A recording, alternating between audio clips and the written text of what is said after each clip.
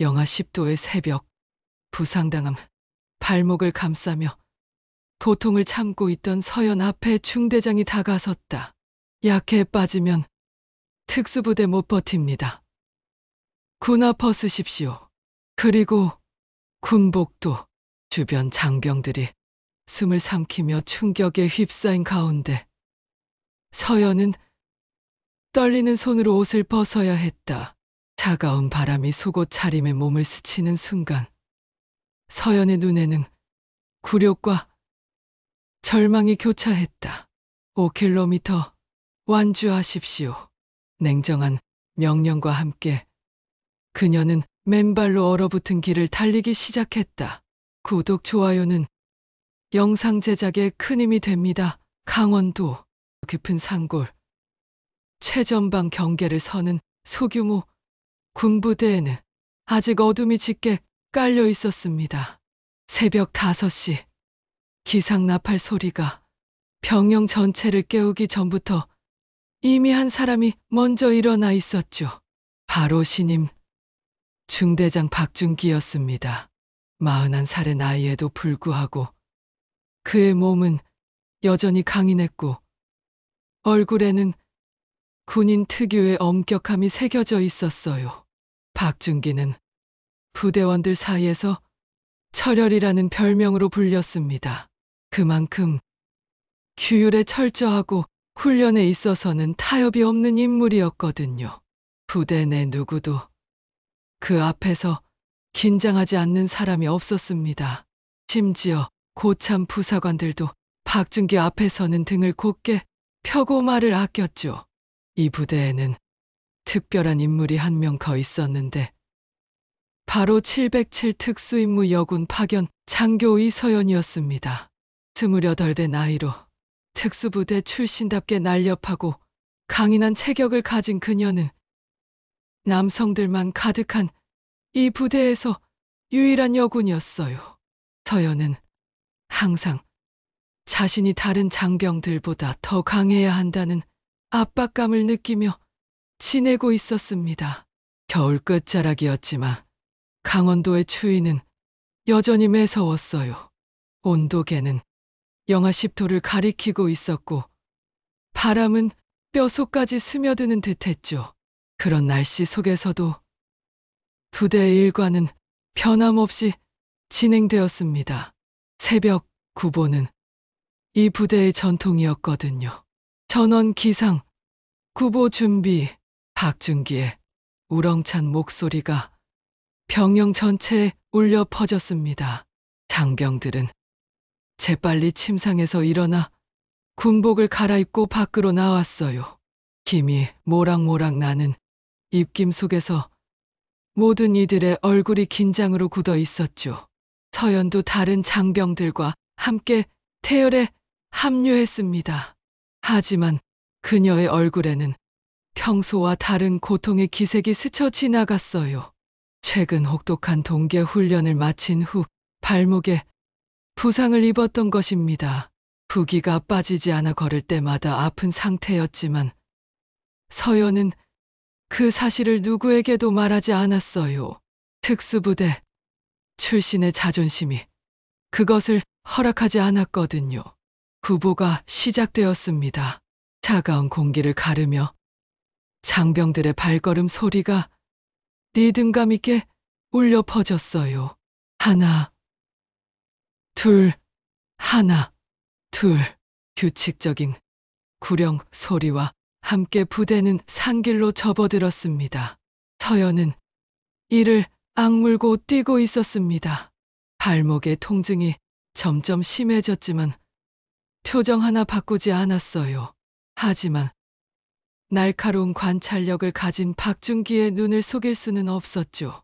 그는 서연의 미묘한 걸음걸이, 변화를 놓치지 않았습니다. 정지. 갑작스러운 명령에 전체 대열이 멈춰 섰어요. 박준기가 서연 앞으로 다가왔습니다.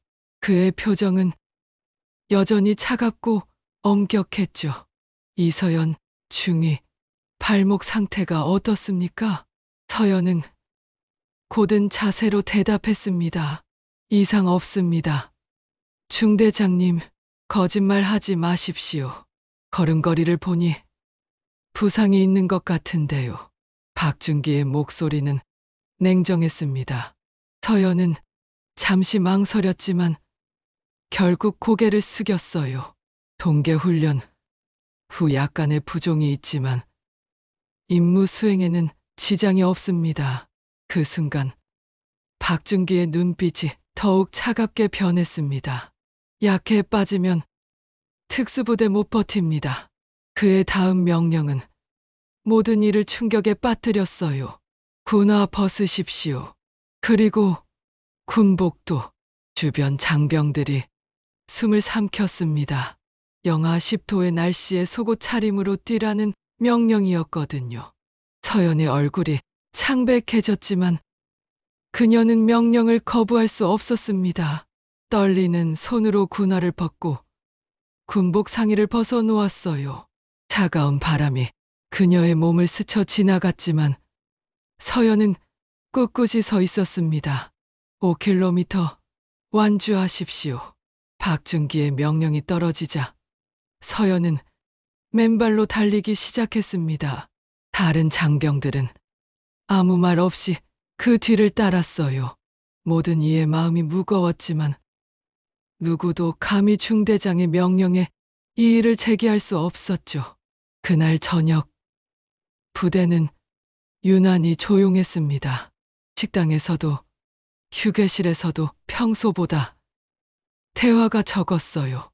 모두가 오늘 일어난 일에 대해 각자의 생각에 잠겨 있었거든요. 서연은 자신의 방에서 부은 발목을 주물렀지만 여전히 아무에게도 고통을 드러내지 않았습니다.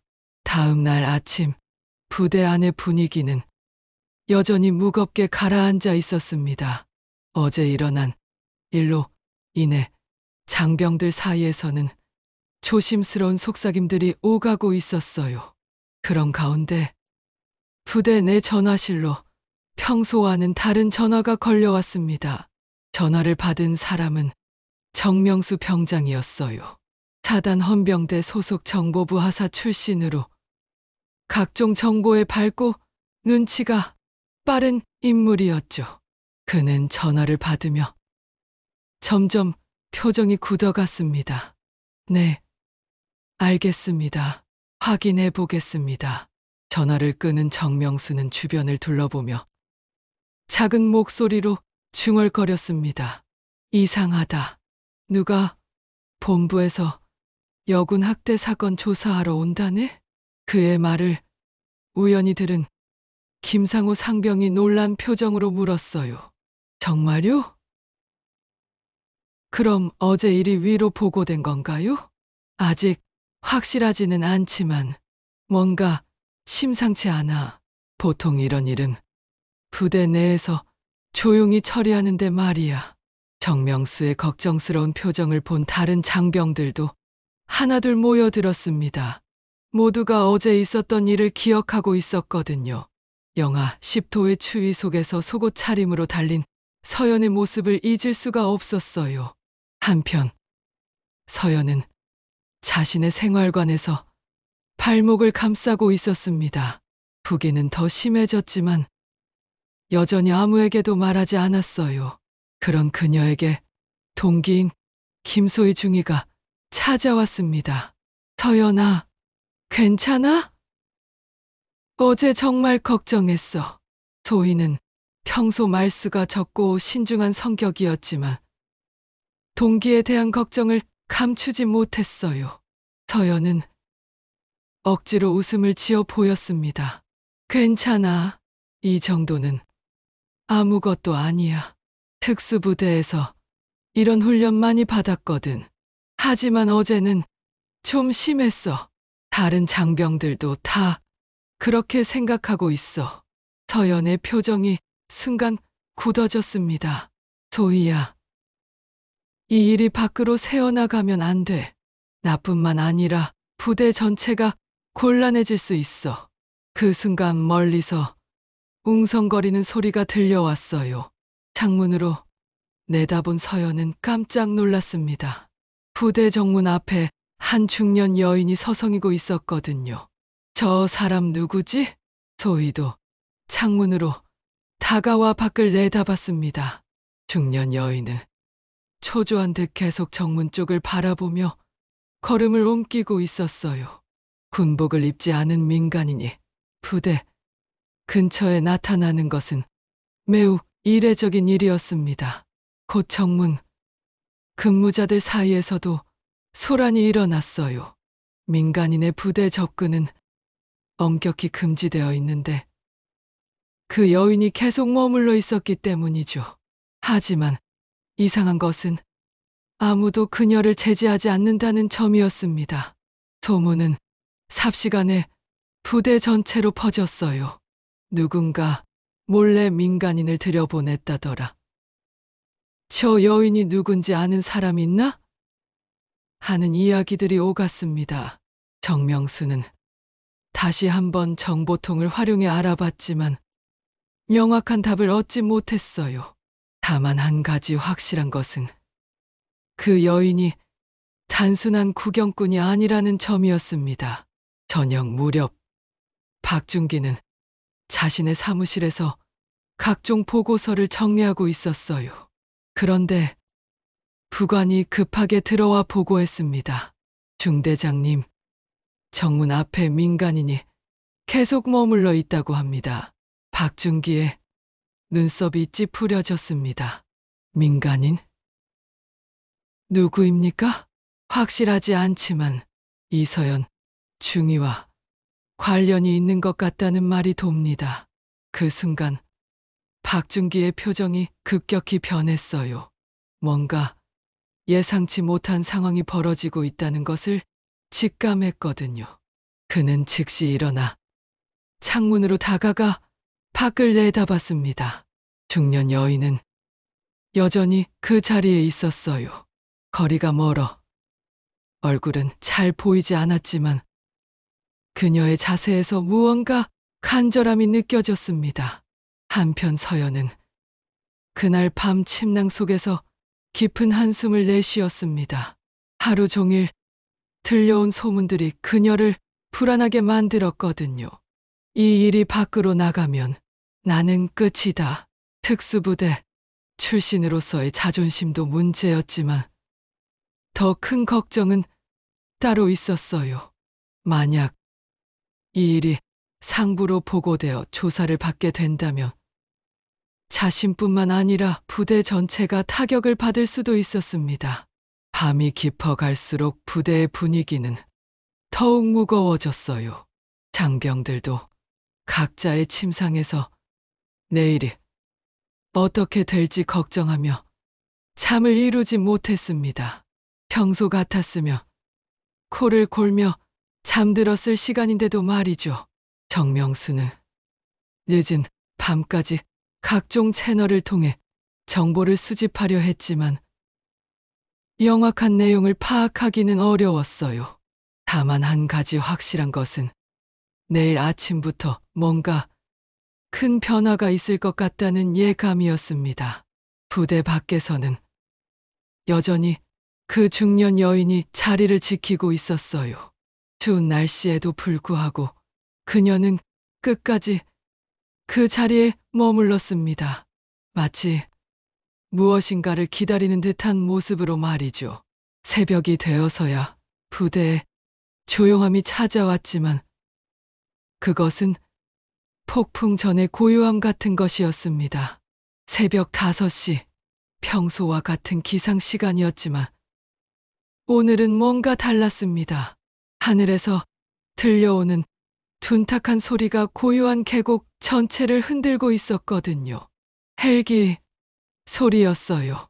처음에는 장병들도 일반적인 훈련용 헬기련이 생각했습니다. 하지만 그 소리가 점점 가까워지면서 부대 상공에 멈춰서자 모든 이들이 긴장하기 시작했어요. 평소 이 시간에 헬기가 오는 일은 절대 없었거든요. 전원 기상, 전열 정비, 부관의 급박한 목소리가 병영 전체에 울려 퍼졌습니다. 장병들은 서둘러 군복을 갈아입고 밖으로 뛰어나왔어요. 헬기는 부대 앞 작은 헬기장에 천천히 착륙하고 있었습니다. 서연도 다른 장병들과 함께 급히 대열에 합류했어요. 발목이 아직 아팠지만 이런 상황에서는 그런 것을 신경 쓸 여유가 없었죠. 모든 이의 시선이 착륙하는 헬기에 집중되어 있었습니다. 헬기 문이 열리고 한 인물이 내렸습니다.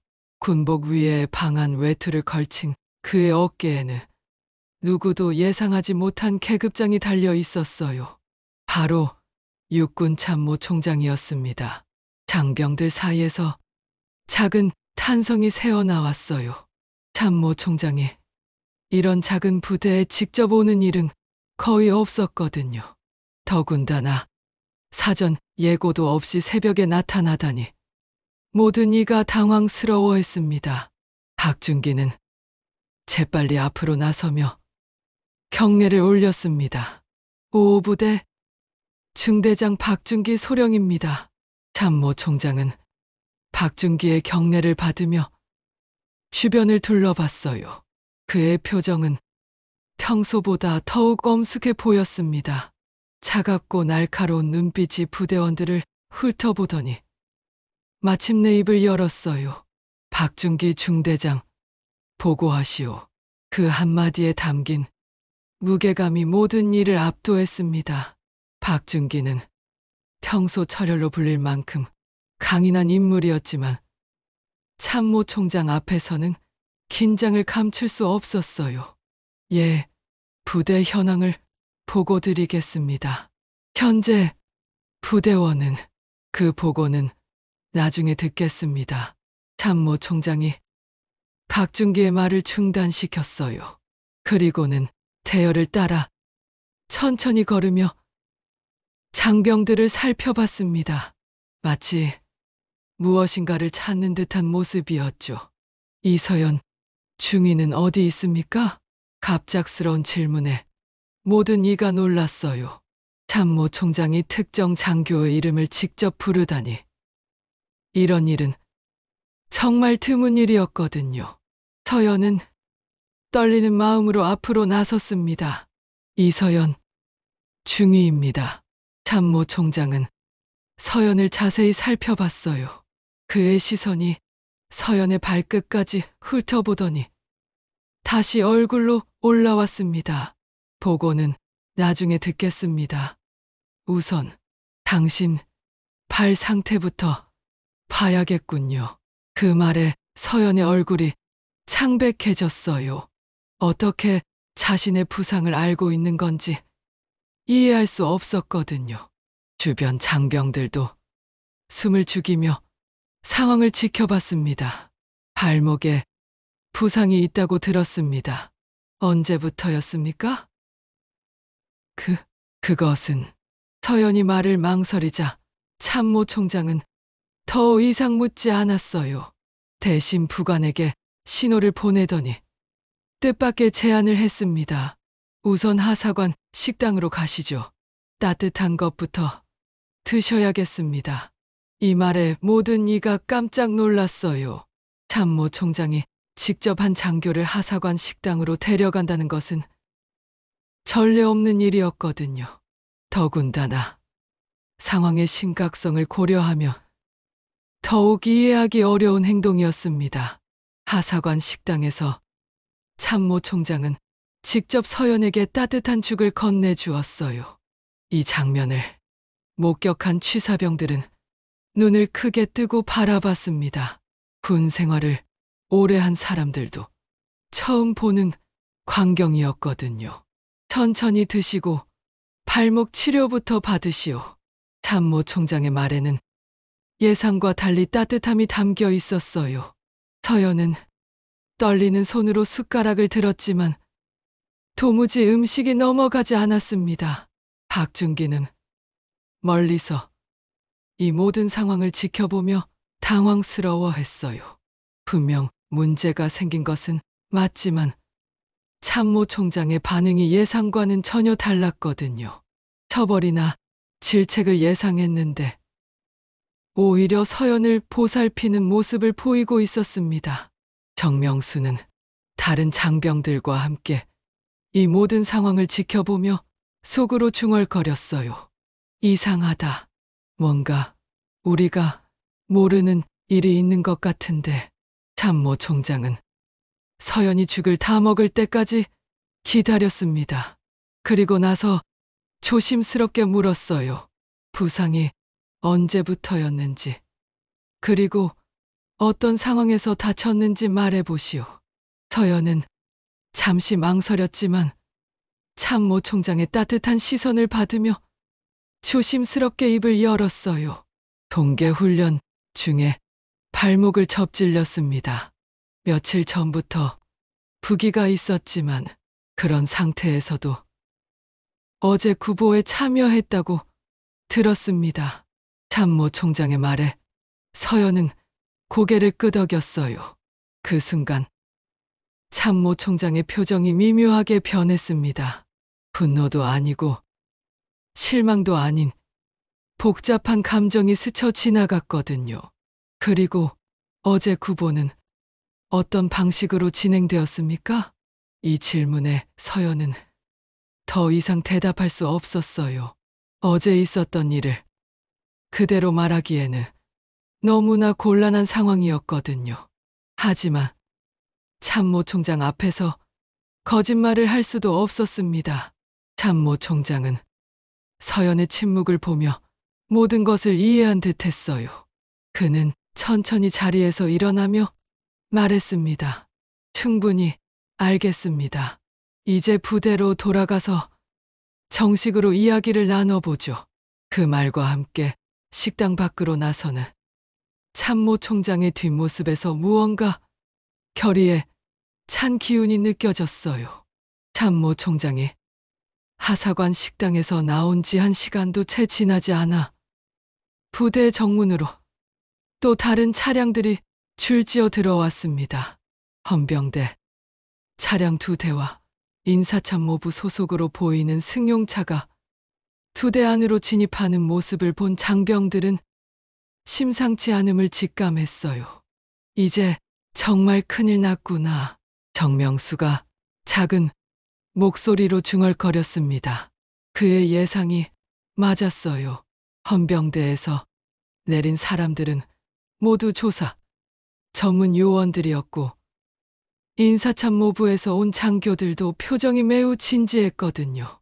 박준기는 자신의 사무실에서 이 모든 상황을 지켜보며 주먹을 꽉 쥐었습니다. 여군 소속 구보 사건이 이미 상부까지 보고되었다는 것이 확실해졌거든요. 그것도 단순한 보고가 아니라 정식 조사 대상이 된 것 같았어요. 조사팀이 도착한 후 가장 먼저 한 일은 관련자들을 분리 조사하는 것이었습니다. 박준기는 별도의 장소로 불려갔고 서연도 마찬가지였어요. 그리고 어제 구보에 참여했던 장병들도 하나씩 조사를 받게 되었습니다. 조사실로 들어간 박준기는 당당한 자세를 유지하려 했어요. 그는 자신이 한 일이 틀렸다고 생각하지 않았거든요. 조사관 앞에 앉은 박준기는 억울하다는 표정으로 자신의 입장을 설명했습니다. 특수부대 훈련은 원래 혹독합니다. 부상도 훈련 과정의 일부라고 봅니다. 조사관은 차분한 목소리로 질문을 이어갔어요. 하지만 부상을 당한 상태에서 속옷 차림으로 영하의 날씨에 달리게 한 것은 과도하지 않습니까? 군인은 어떤 상황에서도 임무를 완수해야 합니다. 특히 특수부대 출신이라면 더욱 그래야 하죠. 박준기의 대답은 확고했지만 조사관들의 표정은 점점 굳어갔어요. 그들이 보기에는 명백한 가혹행위였거든요. 한편 다른 조사실에서는 서연이 조사를 받고 있었습니다. 그녀는 여전히 박준기를 감싸려 했어요. 중대장님의 훈련 방식이 엄격한 것은 맞지만 그것은 저희를 더 강하게 만들기 위함이었습니다. 하지만 조사관은 더 구체적인 질문을 던졌어요.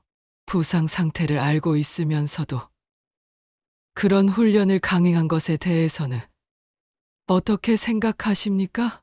서연은 잠시 말을 잇지 못했습니다. 아무리 상황을 이해하려 해도 어제 일은 분명 도가 지나쳤다는 생각이 들었거든요. 그때 결정적인 순간이 왔어요. 서연의 동기인 김소희 중위가 조사실로 불려온 것입니다. 소희는 평소 조용하고 신중한 성격이었지만 이번에는 달랐어요. 부상 상태를 알면서도 인격적으로 모욕하기 위해 속옷 차림으로 뛰게 했습니다. 소희의 증언은 모든 일을 놀라게 했어요. 특히 박준기에게는 청천벽력 같은 말이었죠. 그는 자신이 서연을 강하게 만들려는 의도였다고 생각했는데 다른 사람들의 눈에는 모욕으로 비춰졌던 것입니다. 김소의 중위, 좀 더 구체적으로 설명해 주시겠습니까? 조사관의 요청에 소희는 떨리는 목소리로 계속 말했어요. 영하 10도의 날씨에 속옷만 입고 뛰게 하는 것은 훈련이 아니라 가혹행위였습니다. 더군다나 부상자에게 그런 행위를 강요하는 것은 소희의 증언이 이어지면서 조사실의 분위기는 점점 무거워졌어요. 다른 장병들도 비슷한 증언을 했거든요. 모두가 어제 일이 정상적인 훈련의 범위를 벗어났다고 생각하고 있었습니다. 하지만 부대 내 분위기는 복잡하게 갈라졌어요. 일부 고참 부사관들은 속으로 박준기를 지지하고 있었거든요. 그들은 군대에서 이 정도는 당연하다고 생각했어요. 요즘 군대가 너무 약해졌어. 예전에는 이런 것도 못 견디며 군인이라 할 수 없었는데 김병철 중사가 다른 부사관들에게 작은 목소리로 말했습니다. 하지만 아무도 대놓고 박준기를 옹호할 수는 없었어요. 이미 상부에서 조사가 시작된 상황이었거든요. 조사가 진행되면서 새로운 사실들이 하나씩 드러났습니다. 박준기가 평소에도 서연에게 유독 엄격했다는 증언들이 나왔어요. 다른 장교들의 비해 훨씬 높은 기준을 요구했고 실수에 대한 질책도 심했다는 것이었죠. 왜 이서연 중위에게만 그렇게 엄격하게 대했습니까? 조사관의 질문에 박준기는 당황스러워했어요. 그 이유를 정확히 설명하기 어려웠거든요. 특수부대 출신이니까 더 높은 기준을 적용한 것뿐입니다. 하지만 조사관들은 그 대답에 만족하지 않았어요. 뭔가 다른 이유가 있을 것 같다는 의심을 품기 시작했거든요. 오후가 되어서야 조사의 전체적인 윤곽이 드러났습니다. 여러 증언을 종합해보니 박준기의 행위는 명백한 가혹행위로 판단되었어요. 하지만 여전히 의문점이 남아 있었습니다. 왜 박준기가 서연에게만 그렇게 엄격했는지, 그리고 서연은 왜 그런 대우를 묵묵히 견뎌왔는지에 대한 명확한 답을 찾지 못했거든요. 저녁 무렵 참모 총장은 조사 결과를 브리핑 받았습니다. 사실관계는 명확했지만 뭔가 석연치 않은 부분이 있다는 것이 조사팀의 의견이었어요. 내일 최종 조사를 진행하겠습니다.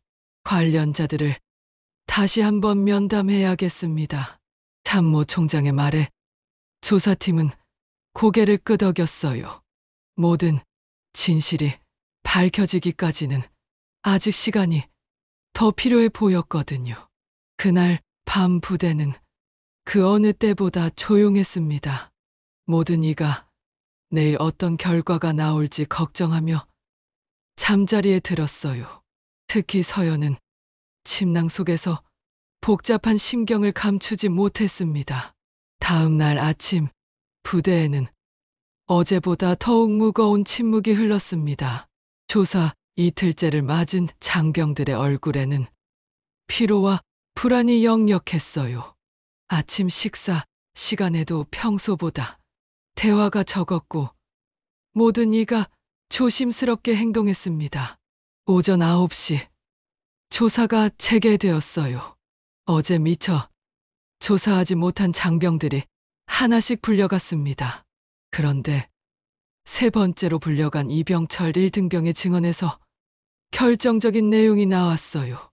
이병철은 21살의 어린 병사였는데 평소 말수가 적고 소심한 성격이었습니다.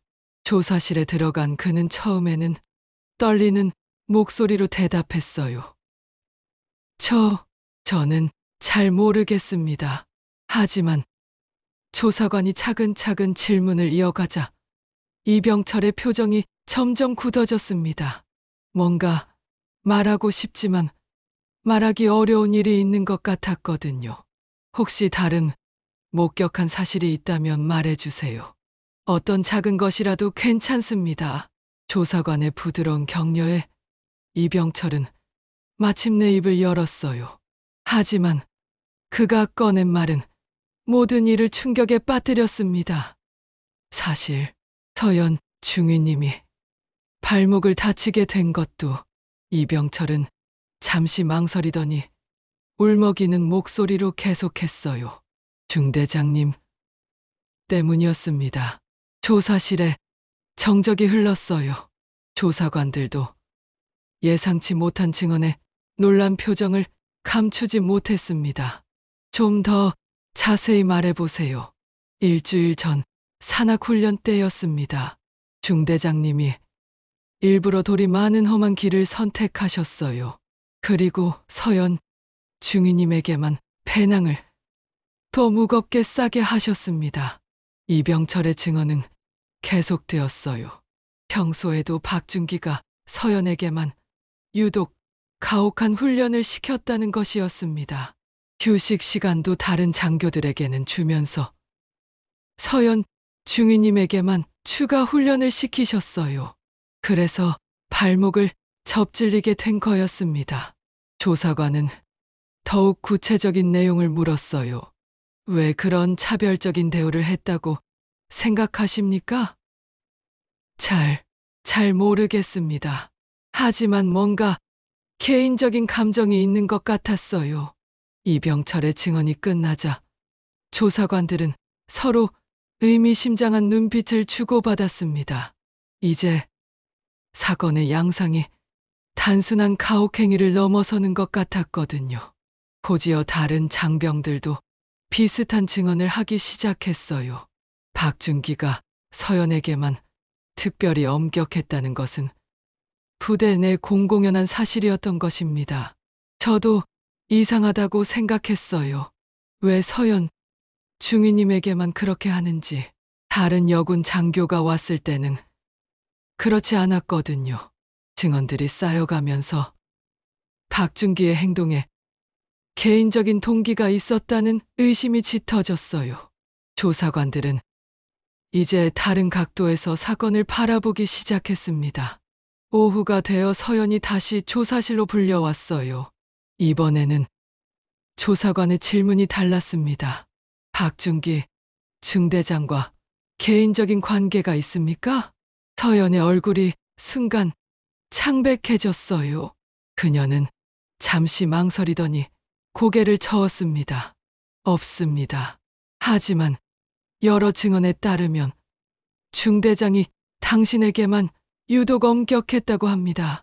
그 이유가 무엇일까요? 서연은 더 이상 대답하지 못했어요. 조사관은 계속 질문을 이어갔습니다. 혹시 과거에 알고 지낸 사이입니까? 아니면 다른 연관성이 있습니까? 그 순간 서연의 눈에 눈물이 맺혔습니다. 더 이상 숨길 수 없다는 것을 알았거든요. 하지만 여전히 입을 열지 못했어요. 조사관은 서연의 반응을 보며 확신했습니다. 분명 둘 사이에는 개인적인 관계가 있다는 것을 말이죠. 진실을 말씀해 주세요. 이것은 단순한 가혹행위 사건이 아닌 것 같습니다. 서연은 떨리는 손으로 눈물을 닦았어요. 그리고 마침내 입을 열려는 순간 갑자기 조사실 문이 열렸습니다. 그만하세요. 서연이 울먹이는 목소리로 외쳤어요. 모든 이가 놀란 표정으로 그녀를 바라봤습니다. 전 이 부대를 지키고 싶습니다. 더 이상 조사하지 말아 주세요. 조사관들은 당황스러워했어요. 피해자가 오히려 조사 중단을 요청하는 상황이었거든요. 왜 그런 말씀을 하시는 겁니까? 진실이 밝혀져야 하지 않겠습니까? 진실이 밝혀지면 모든 게 엉망이 될 거예요. 서연의 말에 조사관들은 더욱 의문을 품었습니다. 도대체 어떤 진실이기에 이렇게 숨기려 하는 것일까요? 그때 참모총장이 조사실로 들어왔어요. 그는 서연의 모습을 보더니 조사관들에게 잠시 나가달라고 했습니다. 조사실에 참모총장과 서연만 남았을 때 그는 부드러운 목소리로 말했어요. 이서연 중위, 왜 그렇게 괴로워하는 겁니까? 서연은 고개를 숙인 채 대답하지 못했어요. 참모총장은 계속해서 말했습니다. 군 규율은 중요합니다. 하지만 그보다 더 중요한 것은 진실입니다. 진실을 말하는 것이 부대를 지키는 일입니다. 서연의 어깨가 떨렸어요. 더 이상 견딜 수 없다는 듯 눈물이 흘러내렸습니다. 말할 수 없어요. 정말 말할 수 없습니다. 참모총장은 서연의 고통스러운 모습을 보며 깊은 한숨을 내쉬었습니다. 분명 여기에는 단순한 가혹행위보다 더 복잡한 사정이 있다는 것을 직감했거든요. 그렇다면 오늘은 여기서 마무리하겠습니다. 하지만 내일은 반드시 진실을 말해야 할 것입니다. 참모총장의 말에 서연은 고개를 끄덕였어요. 하지만 그녀의 마음은 여전히 복잡했습니다. 내일이 되면 정말 모든 것을 말해야 할까요? 그날 저녁, 부대는 그 어느 때보다 조용했습니다. 모든 이가 내일 어떤 진실이 밝혀질지 궁금해하며 불안한 밤을 보냈어요. 그날 밤, 부대에는 유난히 긴 침묵이 흘렀습니다. 대부분의 장병들이 잠자리에 든 시각이었지만 참모총장은 여전히 임시 지휘소에서 각종 서류를 검토하고 있었어요. 조사 과정에서 나온 증언들을 다시 한번 살펴보며 뭔가 놓친 부분이 없는지 확인하고 있었거든요. 밤 10시가 넘어서야 참모총장은 서연을 따로 불렀습니다. 공식적인 조사가 아닌 개인적인 면담을 위해서였어요. 서연은 떨리는 마음으로 지휘소로 향했습니다. 편하게 앉으시오. 참모총장의 목소리에는 어제와 달리 부드러움이 담겨 있었어요. 서연은 조심스럽게 의자에 앉으며 참모총장의 표정을 살폈습니다. 오늘 하루 많이 힘들었을 텐데 괜찮습니까? 예상과 달리 따뜻한 관심에 서연의 마음이 흔들렸어요. 며칠간 쌓인 스트레스와 피로가 한꺼번에 몰려왔거든요. 조사를 진행하면서 느낀 점이 있습니다. 참모총장은 천천히 말을 이어갔어요. 당신과 박준기 중대장 사이에는 분명 일반적인 상하관계 이상의 무언가가 있습니다. 그것이 무엇인지 말해주실 수 있겠습니까? 서연은 잠시 고민했습니다. 더 이상 숨길 수 없다는 것을 알았지만 여전히 말하기 어려웠어요. 하지만 참모총장의 진심 어린 시선을 받으며 마침내 결심했습니다. 참모 총장님, 서연의 목소리가 떨렸어요. 그녀는 깊게 숨을 들이쉰 후 조심스럽게 입을 열었습니다. 박준기 중대장님은 제 아버지입니다. 그 한마디에 지휘소 안이 정적에 잠겼어요. 참모 총장도 예상치 못한 고백에 잠시 말을 잇지 못했습니다. 하지만 어머니가 재혼한 뒤로는 우리는 남남이 되었어요. 서연은 떨리는 목소리로 계속 설명했습니다. 어릴 때 부모님이 이혼한 후 어머니와 함께 살게 되었다는 것을 말이죠. 그리고 아버지인 박준기와는 거의 연락을 하지 않고 지냈다고 했어요. 그런데 제가 여군이 되었다는 것을 우연히 알게 되셨습니다. 특수부대에서 근무한다는 것도 마찬가지였고요. 참모 총장은 서연의 이야기를 조용히 들으며 상황을 이해하려 했어요. 이제 박준기가 왜 서연에게만 그렇게 엄격했는지 알 것 같았거든요. 아버지는 제가 여군이 된 것을 못마땅해 하셨어요. 특히 특수부대에서 일한다는 것을 알고는 더욱 그러셨죠. 서연의 눈에 눈물이 맺혔습니다. 오랫동안 혼자 간직해온 아픔이 터져 나오는 것 같았어요. 하지만 동시에 제가 이 길을 선택한 이상 누구보다 강해져야 한다고 생각하셨던 것 같아요. 그래서 일부러 더 혹독하게 훈련시키셨던 거예요. 참모 총장은 이제 모든 것을 이해했습니다. 박준기의 가혹한 훈련 방식에는 개인적인 감정이 섞여 있었던 것이죠.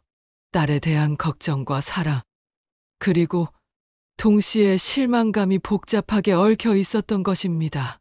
그렇다면 왜 이 사실을 처음부터 말하지 않았습니까? 만약 이 사실이 알려지면 아버지가 더 큰 곤란에 빠질 것 같았어요. 그리고 부대도 마찬가지고요. 서연의 걱정은 이해할 만했어요. 가족 관계를 이용한 특혜나 차별 논란이 생길 수 있었거든요. 비록 이번에는 오히려 더 가혹한 대우를 받았지만 말이죠. 혹독하게 굴어서라도 강하게 만들고 싶으셨던 거예요. 서연의 말에 참모 총장은 깊은 한숨을 내쉬었습니다. 아버지로서의 복잡한 심정을 이해할 수 있었지만 그것이 군 규율을 어기는 이유가 될 수는 없었거든요. 하지만 그런 사정이 있다고 해서 가혹행위가 정당화되는 것은 아닙니다. 참모 총장의 말에 서연은 고개를 끄덕였어요. 그녀도 그 점은 인정할 수밖에 없었습니다. 아버지도 그것을 알고 계실 거예요. 하지만 제가 이 길을 포기하지 않는 이상 더 강해져야 한다고 생각하셨던 것 같아요. 대화가 이어지면서 참모 총장은 이 사건의 복잡성을 깨달았습니다.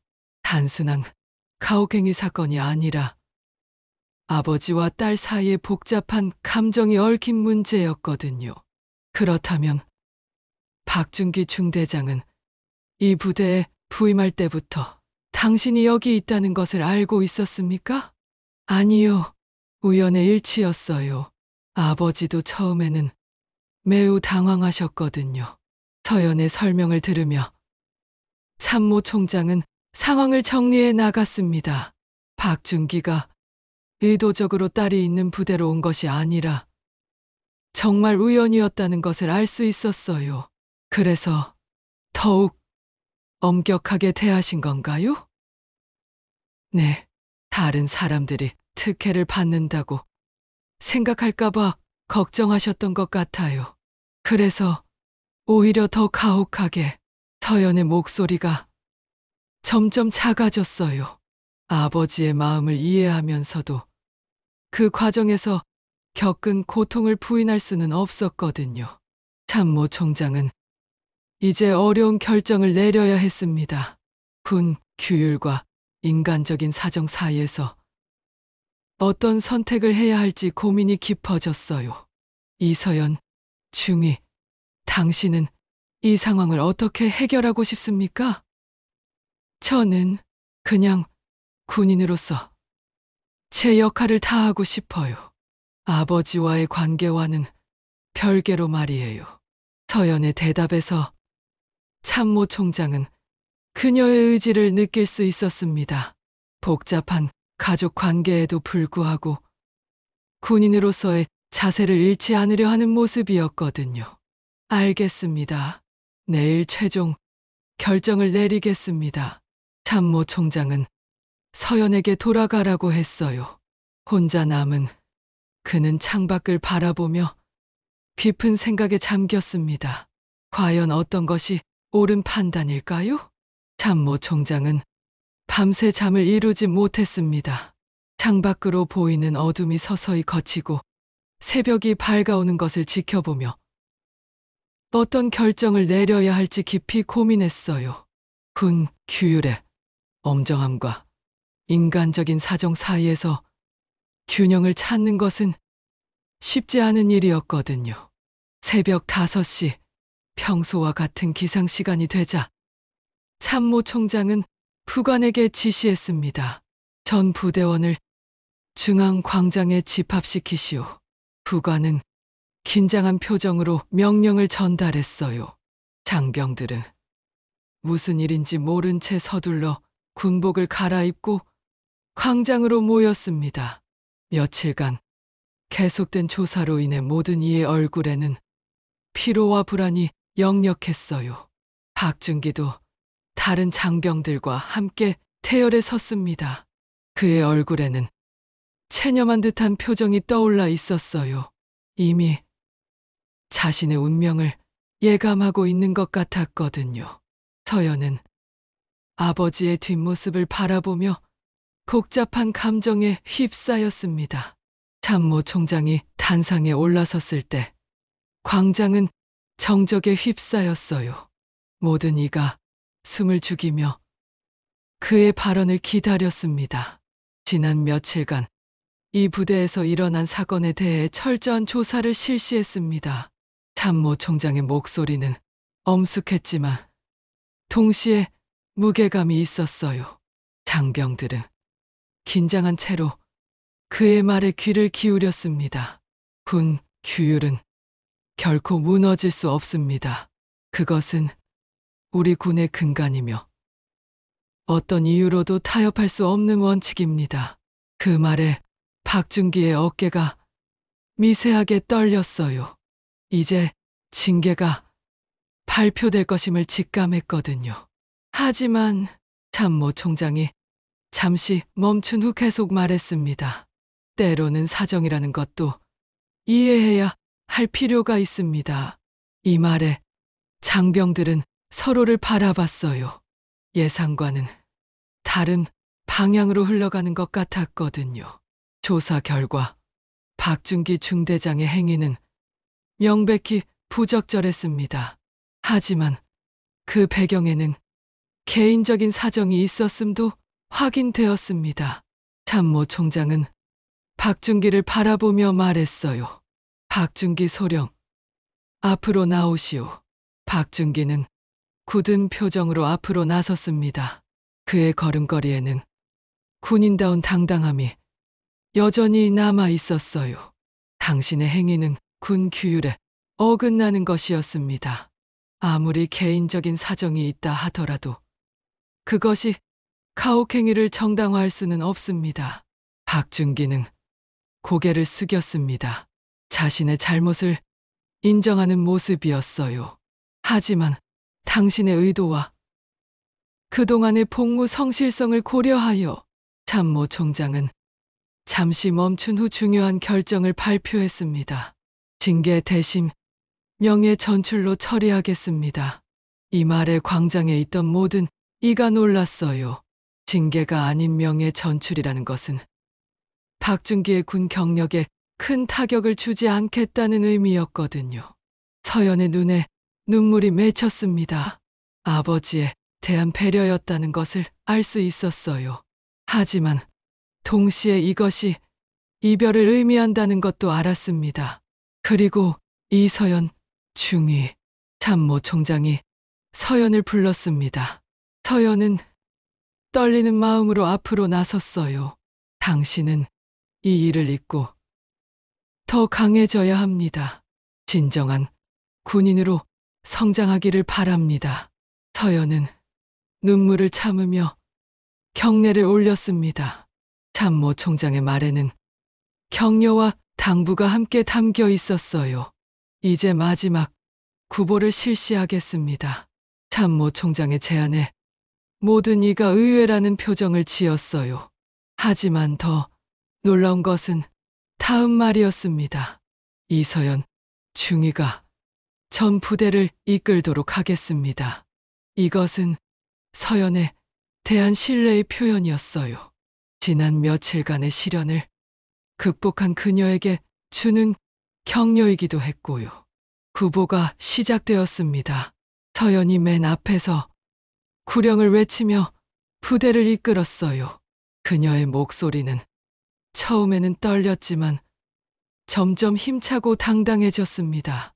하나, 둘, 하나, 둘.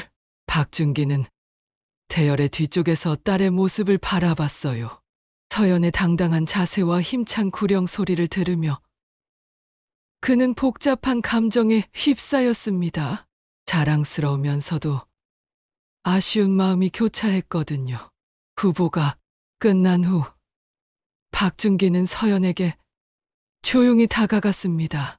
다른 장병들이 보지 않는 곳에서 잠시 마주선 두 사람 사이에는 오랜 침묵이 흘렀어요. 서연아, 박준기가 처음으로 딸의 이름을 부르며 말했습니다. 아버지 때문에 고생 많았구나. 서연의 눈에서 눈물이 흘러내렸어요. 오랫동안 듣고 싶었던 아버지의 따뜻한 말이었거든요. 아니에요, 아버지. 저도 아버지를 이해합니다. 앞으로는 더 이상 아버지와 딸이 아니라 그냥 군인과 군인으로 만나게 될 거다. 박준기의 말에 서연은 고개를 끄덕였어요. 이것이 이별이라는 것을 알았지만 동시에 새로운 시작이기도 했거든요. 강해져라, 서연아. 진짜 강한 군인이 되어라. 네, 아버지. 꼭 그렇게 하겠습니다. 그날 오후 박준기는 부대를 떠났습니다. 그의 차가 부대 문을 나서는 것을 보며 서연은 조용히 경례를 올렸어요. 멀어져 가는 차를 바라보는 그녀의 눈에는 눈물이 맺혀 있었지만 그 표정은 예전보다 훨씬 당당해 보였습니다. 참모 총장도 그날 저녁 부대를 떠났어요. 떠나기 전 서연에게 마지막 당부를 했습니다. 이 경험을 발판으로 더 훌륭한 군인이 되기 바랍니다. 서연은 깊이 고개를 숙이며 대답했습니다. 감사합니다. 참모 총장님, 꼭 그렇게 하겠습니다. 그날 밤 부대는 오랜만에 평온을 되찾았어요. 며칠간의 소란이 마무리되고 이제 새로운 시작을 준비할 시간이었습니다. 몇 달이 흘렀습니다. 강원도의 산골 부대에는 완전히 새로운 분위기가 자리 잡았어요. 그동안의 시련을 겪으며 부대원들은 서로를 더욱 이해하게 되었고 특히 서연에 대한 시선이 완전히 달라졌습니다. 새로 부임한 김재호 중대장은 박준기와는 전혀 다른 스타일이었어요. 엄격하면서도 인간적인 면을 잃지 않는 지휘관이었죠. 그는 부임 첫날부터 서연의 능력을 인정하고 신뢰를 보여주었습니다. 이서연 중위, 다음 주 특전사 파견 임무를 맡아주시기 바랍니다. 김재호 중대장의 제안에 서연은 놀랐어요. 특전사 파견. 임무는 부대에서 가장 중요하고 어려운 임무 중 하나였거든요. 제가 정말 할 수 있을까요? 당신만큼 적합한 사람이 없습니다. 특수부대 경험도 있고 무엇보다 강인한 정신력을 가지고 있으니까요. 중대장의 격려에 서연은 자신감을 얻었어요. 지난 몇 달간 겪은 시련이 오히려 그녀를 더욱 강하게 만들었던 것입니다. 특전사 파견. 임무는 일주일간 진행되었어요. 서연은 다른 부대 요원들과 함께 험난한 산악 지형에서 극한 훈련을 받았습니다. 처음에는 여군이라는 이유로 의심의 눈초리를 받기도 했지만 서연의 실력을 본 후에는 모든 이가 인정할 수밖에 없었어요. 이서연 중위 정말 대단합니다. 이런 실력자가 우리 부대에 있다니 놀랍네요. 특전사 교관의 칭찬에 서연은 뿌듯함을 느꼈습니다. 예전 같았으면 부담스러워했을 칭찬이지만 이제는 당당히 받아들일 수 있었어요. 일주일 후 부대로 돌아온 서연을 맞이한 것은 동료들의 따뜻한 환영이었습니다. 정명수를 비롯한 부대원들이 모두 나와서 그녀를 반겼어요. 수고 많으셨습니다.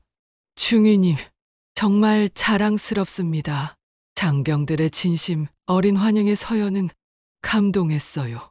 예전에는 어색했던 관계가 이제는 진정한 동료애로 발전한 것을 느낄 수 있었거든요.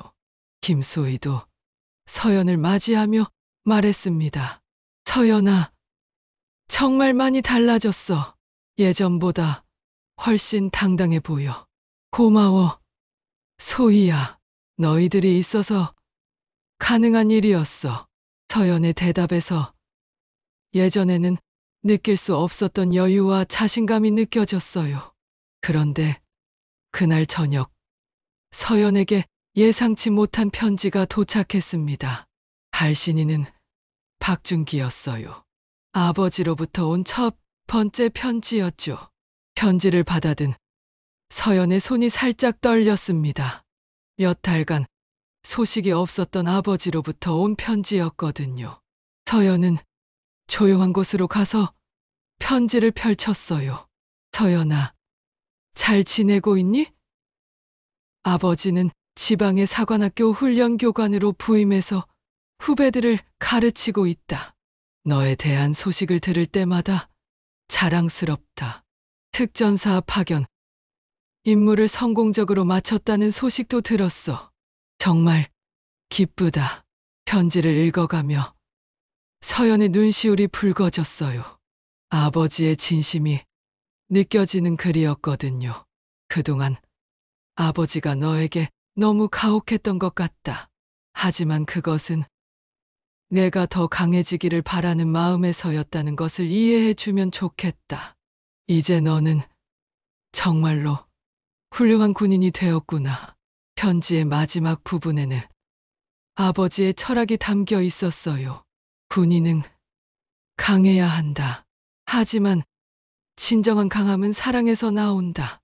동료에 대한 사랑, 조국에 대한 사랑, 그리고 가족에 대한 사랑 말이다. 내가 그런 강함을 가진 군인이 되기를 바란다. 편지를 다 읽은 서연은 창밖을 바라봤어요. 겨울이 끝나고 봄이 오면서 얼어붙었던 계곡의 강물이 다시 흐르기 시작했거든요. 마치 자신의 마음과 같다는 생각이 들었습니다. 그 후로도 박준기는 한 달에 한 번씩 편지를 보냈어요. 편지의 마지막은 항상 같은 문장으로 끝났습니다. 군인은 강해야 한다. 하지만 강함은 사랑에서 나온다. 서연은 그 문장을 읽을 때마다 아버지의 마음을 이해할 수 있었어요. 그리고 자신도 그런 강함을 가진 군인이 되고 싶다는 생각을 했습니다. 봄이 완전히 자리 잡은 어느 날, 서연은 부대원들과 함께 구보를 하고 있었어요. 이제는 그녀가 자연스럽게 구령을 맡아서 하고 있었죠. 하나, 둘, 하나, 둘. 서연의 힘찬 구령 소리가 산골 계곡에 울려 퍼졌습니다. 그 소리를 들으며 함께 뛰는 장병들의 얼굴에는 미소가 떠올라 있었어요. 구보를 마친 후 서연은 혼자 강가에 앉아 흐르는 물을 바라봤습니다. 얼어붙었던 강물이 이제는 생기 있게 흘러가는 모습을 보며 많은 생각이 들었어요. 지난 몇 달간의 일들이 주마등처럼 스쳐 지나갔습니다. 아픈 기억들도 있었지만 그 모든 것이 자신을 성장시킨 소중한 경험이었다는 것을 깨달았어요. 정명수가 멀리서 서연을 보며 동료들에게 말했습니다. 이서연, 중위님 정말 많이 달라지셨어. 예전보다 훨씬 당당하고 믿음직스러워 보여. 맞아. 이제 진짜 우리 부대의 기둥 같은 존재가 되신 것 같아. 장병들의 이야기를 들으며 김소희도 고개를 끄덕였어요. 친구로서 서연의 변화를 가장 가까이서 지켜본 그녀였거든요. 해가 지면서 부대에 저녁 노을이 스며들었습니다. 서연은 강가에서 일어나 부대로 돌아가는 길에 하늘을 올려다봤어요. 별들이 하나둘 나타나기 시작하는 하늘을 보며 그녀는 마음속으로 다짐했습니다. 아버지, 저는 이제 정말로 강해졌어요. 사랑으로 만들어진 진정한 강함을 가진 군인이 되었어요. 그날 밤 서연은 아버지에게 답장을 썼습니다. 편지의 마지막 문장은 아버지가 항상 쓰던 그 문장이었어요. 군인은 강해야 합니다. 하지만 진정한 강함은 사랑에서 나온다는 것을 이제 알겠어요. 아버지, 감사합니다. 강원도 산골의 작은 부대에는 이제 진정한 평화가 찾아왔습니다. 그리고 그 평화 속에서 서연은 더욱 단단하고 따뜻한 군인으로 성장해 나가고 있었어요.